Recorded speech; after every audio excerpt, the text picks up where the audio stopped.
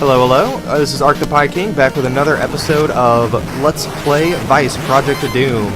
Last episode, we got tricked into killing Christy, and we're gonna go take revenge on the scumbags that turned her into that monster. We are in the second and final driving sequence of the game, and this one is actually quite a bit more difficult, as you can see by my constant spinning out. It's definitely not impossible to do, and it is still a lot of fun. I really enjoy these Spy Hunter-esque sequences, but I'd be a liar if I didn't say that it was, the difficulty was stepped up a bit from the first one.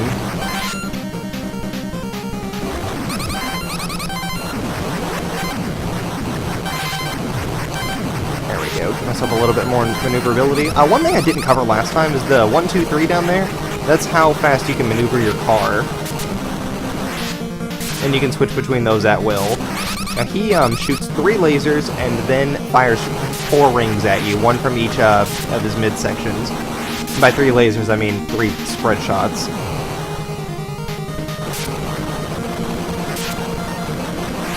He's really not that tough.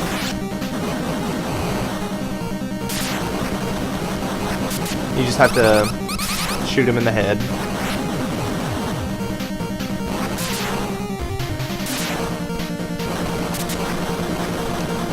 And he put himself in a position that I can't hit him. There we go. Man, that ducking and weaving, he's not doing too bad at that.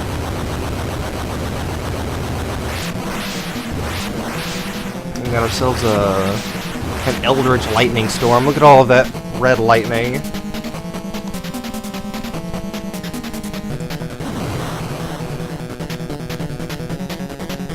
And it is time to settle the score with another shooting sequence.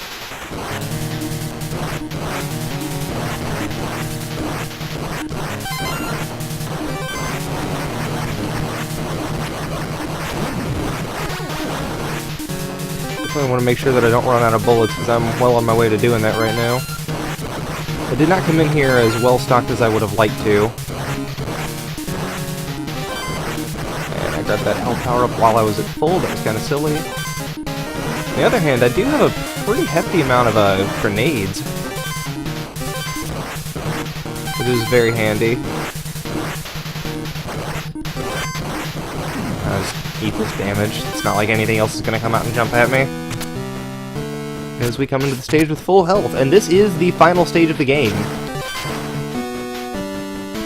So yeah, we were right at the end. This area is not too bad, save for one very problematic area, or section later in the stage, that I absolutely hate trying to get through because of just shoddy enemy placement. It's the only spot that I really feel like is truly cheap in the game.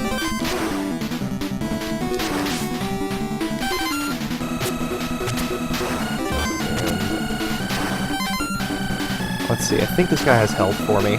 A little bit. Ooh. I really want to kill that ninja before. There we go.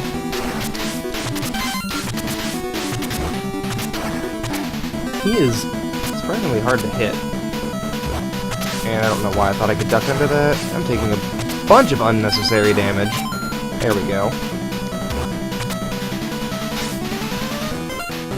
Oh, I've got all these bullets.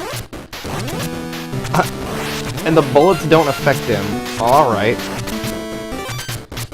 There we go. And we're coming up on that section that I hate so very much. And the best strategy I found for getting through here is to honestly just tank the damage right there. I can't find a reliable way of not getting brutally destroyed without taking a bunch of damage.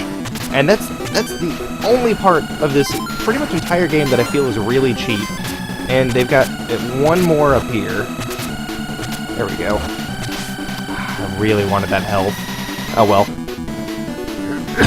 Excuse me. We're gonna run in here, and another cutscene.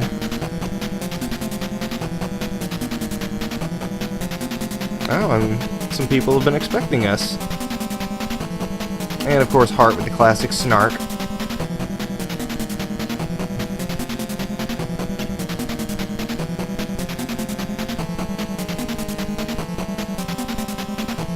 Hart's just having none of it.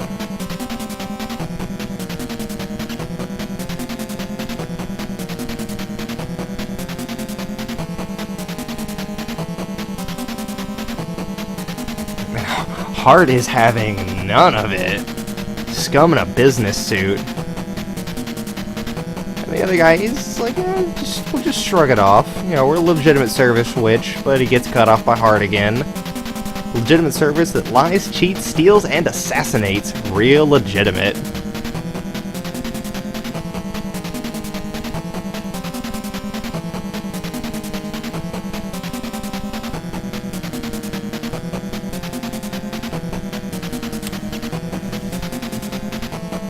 Yeah, we're about to get the big reveal.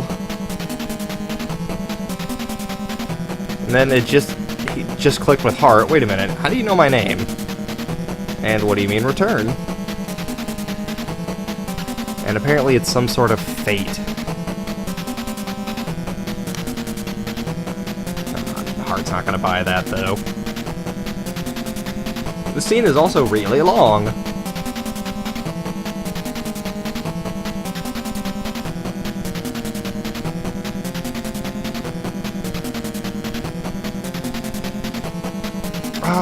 And it's totally an older version of us. What is happening here? Look at that receding hairline.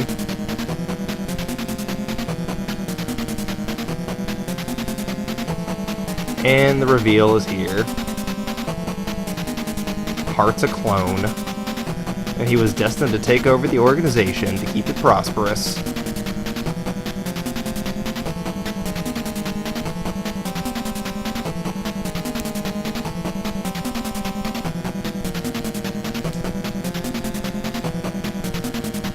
I think that's a pretty cool reveal. I mean, you know, a little silly, but I think it's kind of neat that the guy even acknowledges what's going to happen after Heart gets too old to continue. Or, you know, assuming things went according to plan, of course.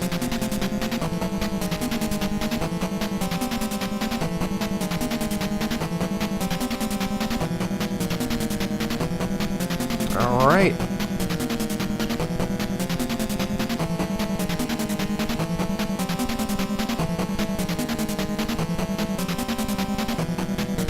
Alright, and let's do it. Let's go have a boss fight.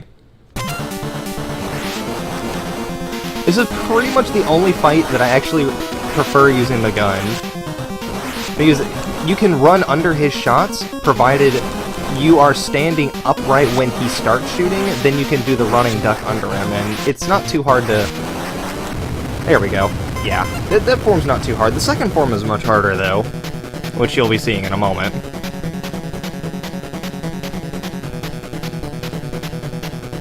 Now, the first several times I tried to do that, I did it with the plasma whip, and it is much harder that way.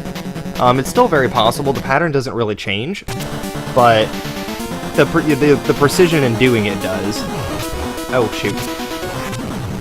And this is the strategy that I prefer for this. There's a fast way and a safe way, and I definitely prefer the safe way. Is to just hit him with grenades every 2 jumps and jump between his energy waves. And I missed.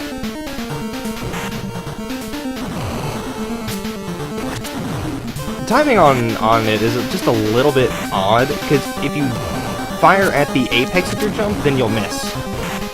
So you have to wait until you've come down just a little bit off of your jump. And that's another problem with Heart's jumping, which I had mentioned earlier.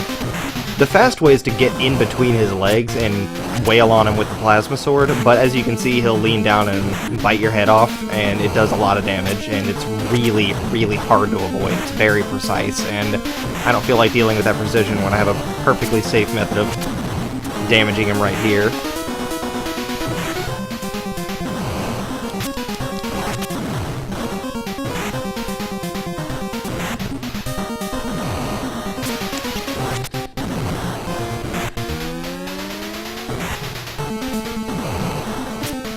Now, as far as this strategy for dealing with him, I'd like to give a shout out to the old guy.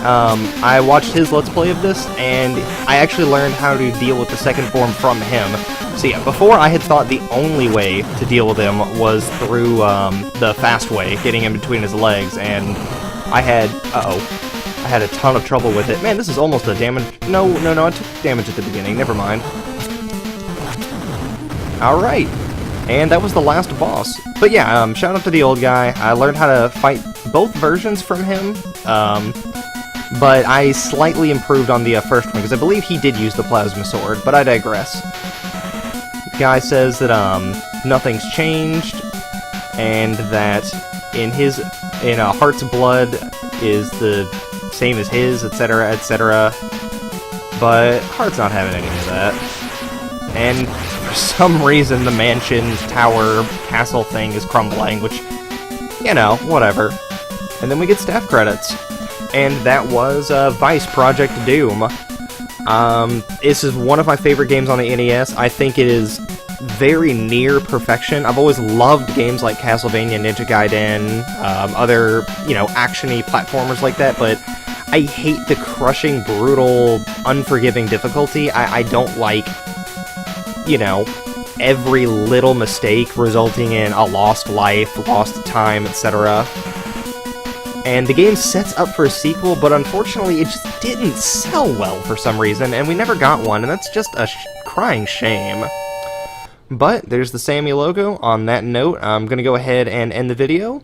Thank you for watching this Let's Play, and have a nice night.